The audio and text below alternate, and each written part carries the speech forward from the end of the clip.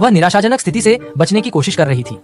सहायक ने पहले उसके हाथ पैर बांध दिए, फिर उसे एक बड़े लोहे के बक्से में डाल दी। या भागने से रोकने के लिए सहायक ने बक्से को लोहे की जंजीर से बंद कर दिया और दर्शकों से कहा कि वह उसे तेज तलवार से मार देगा। ओबिता को महसूस हुआ कि कुछ गड़बड़ है और उसने उसे बचाने के लिए तुरंत टेलीपोर्टेशन कौशल का उपयोग कर बॉक्स में प्रवेश किया।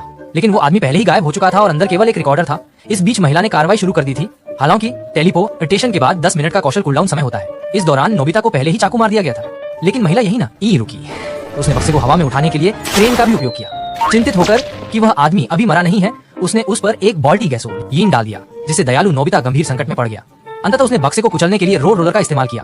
सौभाग्यवश उस महत्वपूर्ण क्षण में टेलीपोर्टेशन कौशल ठंडा पड़ गया, जिससे वह बच निकलने में सफल हो गया। इतना ही नहीं, नोबिता में धारणा की प्रबल भावना है। वह अपने आसपास 20 मीटर के दायरे में रहने वाले प्राणियों को महसूस कर सकता है और उनके आंतरिक विचारों को भी पढ़ सकता है। लेकिन एक व्यक्ति ऐसा है जिसे वो कभी नहीं पढ़ सकती।